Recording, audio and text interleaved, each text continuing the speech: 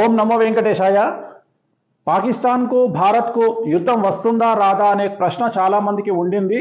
So 2025 ఈ సంవత్సరం ఉగాదికి 10 రోజుల ముందుగా నేను ఒక వీడియోలో ఒక ఇంటర్వ్యూలో నేను చెప్పడం జరిగింది. ఆ వీడియోను ఒక్కసారి మనం చూద్దాం.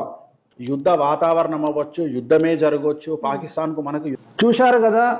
నాకు తెలిసి ఇంత క్లియర్గా చెప్పింది నేను ఒక్కడనే. పాకిస్తాన్కు ఇండియాకు యుద్ధం వస్తుంది, యుద్ధ వాతావరణం ఉంటుంది షష్టగ్రహ కూటమి వల్ల అని చెప్పడం జరిగింది. సో ఇప్పుడు జరుగుతున్నటువంటి చర్చ ఏమిటి అంటే, ఈ నెల 2025 30వ తేదీ నుండి మే 30వ తేదీ నుండి మహాభారత కాలంలో ఉన్నటువంటి గ్రహాల యొక్క కూటమి ఏర్పడుతుంది అని చాలామంది మాట్లాడుతూ ఉన్నారు. సో దాని సంగతి ఏందో ఒకసారి చూసే ప్రయత్నం చేద్దాం, విశ్లేషిద్దాం. సో ఇప్పుడు మనం మాట్లాడుకుంటుంది ఇది 30వ తారీఖు 2025.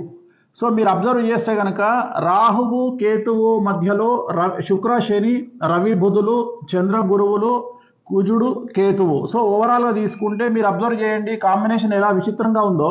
శుక్రుడు శని, జనరల్గా శుక్రుడు శని అనేటువంటిది దాయాదులకు సంబంధించి అంటే పాలివాళ్లకు సంబంధించినటువంటి యుద్ధాలు జరిగేటువంటి అవకాశాలు కనిపిస్తూ ఉన్నాయి. రవి బుధులు అంటే పొలిటికల్గా విపరీతమైనటువంటి సంచలనాలు నమోదయ్యేటువంటి అవకాశాలు ఉన్నాయి. చంద్ర గురువులు అంటే చంద్రుడు జనరల్గా మనక్కారకుడు. ఈ మనక్కారకుడి వల్ల చాలా పెను సంచలనాలు జరిగేటువంటి అవకాశాలు మనకు మిథునంలో చంద్ర గురువులు కాంబినేషన్ అనేది కనిపిస్తూ ఉంది. ఒకవేళ మిగిలింది చూసుకుంటే కేతువు పక్కనే కుజుడు, రాహువు పక్కనే శుక్ర శని కాంబినేషన్ అనేటువంటిది కనిపిస్తూ ఉంది. మరీ ముఖ్యంగా మీనరాశిలో మీనరాశిలో శని శుక్రుల కలయిక ఇక్కడ కనిపిస్తుంది. మీనరాశిలో శని శుక్రుల కలయిక అనేది చాలా డేంజరస్ పరిస్థితి. ఇక అన్నిటికంటే అతి ముఖ్యమైనటువంటి కొన్ని విశేషాలు నేను చెప్పదలుచుకున్నా. బార్హస్పత్య మానము ప్రకారము మనకు చాంద్రమానము సౌరమానము అని ఎలాగైతే ఉంటుందో అలాగే బార్హస్పత్య మానము అని ఒక మానం ఉంటుంది.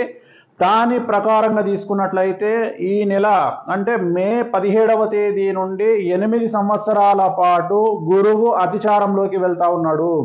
సో గురువు అతిచారంలోకి వెళ్ళడం అనేటువంటిది చాలా చాలా చాలా సంచలనాత్మకమైనటువంటి విషయము.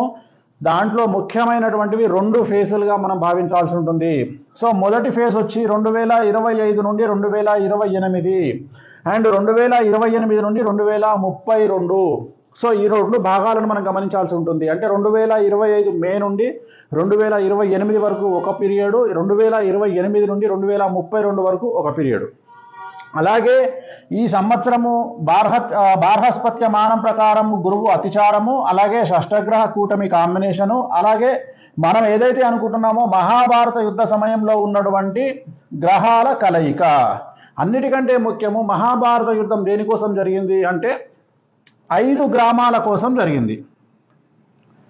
రాజ్యము ఇచ్చివేసిన తర్వాత కూడా కౌరవులకు ఆ 5 గ్రామాల కోసము అనేటువంటిది మళ్ళీ కౌరవులు పాండవులను మేము 5 గ్రామాలు ఇవ్వము అనేటువంటి విషయంలో గొడవ జరిగింది. మరి సేమ్ యాజ్ ఇట్ ఈస్గా ఇప్పుడు జరుగుతున్నది ఏంటిది అంటే పాక్ ఆక్రమిత కాశ్మీరు లేదా మన దేశంలో ఉన్నటువంటి కాశ్మీరు అంటే ఈ యొక్క గ్రామాలు అంటామా లేదా సిటీ అంటామా మొత్తం మీద భూమి కోసం జరుగుతున్నటువంటి గొడవ. మన భారతంలో కూడా భూమి కోసమే మహాభారతం అనేటువంటిది భూమి కోసమే మొత్తం గొడవ జరిగింది. అలాగే ఇప్పుడు కూడా భూమి కోసం జరుగుతున్నటువంటి ఈ గొడవ చిలికి ఎక్కడికో దారితీసేటువంటి పరిస్థితులు గోచరిస్తూ ఉన్నాయి. అదే సేమ్ గ్రహాల కలయిక ఇప్పుడు అదే గ్రహాల కలయిక అనేటువంటిది మేలో ఏర్పడబోతూ ఉంది. సో ఇప్పుడు జరుగుతున్నటువంటి గొడవ కాశ్మీర్ కోసం జరగబోతూ ఉంది. అలాగే అన్నిటికంటే ముఖ్యమైనటువంటి విషయము ప్రస్తుతం మన నరేంద్ర మోడీ గారు ప్రధానమంత్రి యొక్క నక్షత్రం అనురాధ నక్షత్రము, అలాగే ఆయనది వృశ్చిక రాశి.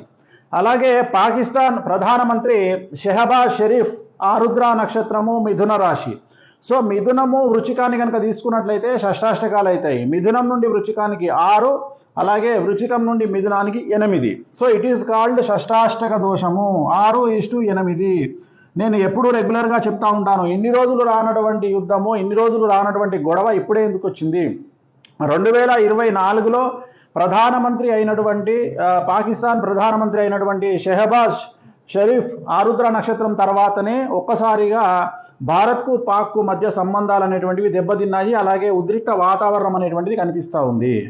సో దీని యొక్క కలయిక షష్టగ్రహ కూటమి యొక్క కలయిక, అలాగే షష్టాష్టక దోషము ఎవరికైతే నరేంద్ర మోడీ గారికి అలాగే షెహబాజ్ షరీఫ్ ఇద్దరు ప్రధానమంత్రులకు మిథున రాశి వృశ్చిక రాశికి షష్టాష్టక దోషం ఉన్న కారణం చేత, షష్టాష్టక దోషం అంటే ఎప్పుడూ ఇద్దరికి పడనటువంటి పరిస్థితి, పాలల్లో ఉప్పు వేసిన మాదిరిగా, పాలల్లో ఉప్పు వేస్తే విరిగిపోతాయి. అలాగే కాంబినేషన్ అనేటువంటిది వెరీ డేంజరస్ కాంబినేషను, గొడవలకు దిగేటువంటి కాంబినేషను, చాలా డేంజరస్ కాంబినేషన్ అనేటువంటిది గుర్తుంచుకోవాల్సింది.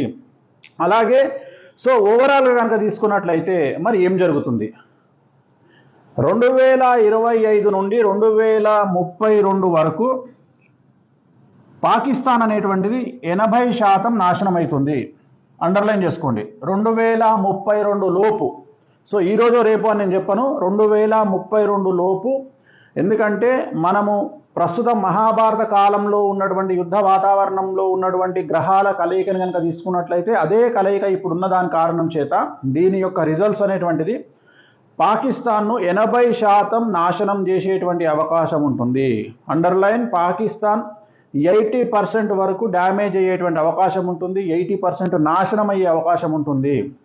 ఇది ఒకటే కాకుండా, యుద్ధానికి సంబంధించే కాకుండా సో ప్రపంచవ్యాప్తంగా చాలా సంచలనాలు ఉంటాయి. అతి ముఖ్యమైనటువంటి పెద్ద పెద్ద నాయకులు, పెద్ద పెద్ద సినిమా నటులు వాళ్ళ మరణం అనేటువంటి సంభవించే అవకాశం ఉంది. అలాగే ఇతర దేశాల్లో కూడా యుద్ధ వాతావరణం ఉంటుంది. ఆర్థిక మాంద్యం ప్రపంచాన్ని అతలాకుతలం చేసే అవకాశం ఉంది. ప్రకృతి వైపరీత్యాలు చాలా ఎక్కువగా ఉండేటువంటి అవకాశాలు ఉంటాయి. భూకంపాలు కానీ, సునామీలు కానీ, అగ్ని ప్రమాదాలు కానీ ఇవన్నీ కూడా చాలా ఎక్కువగా గోచరించేటువంటి అవకాశాలు కనిపిస్తూ ఉన్నాయి. ఓం నమో వెంకటేశాయ.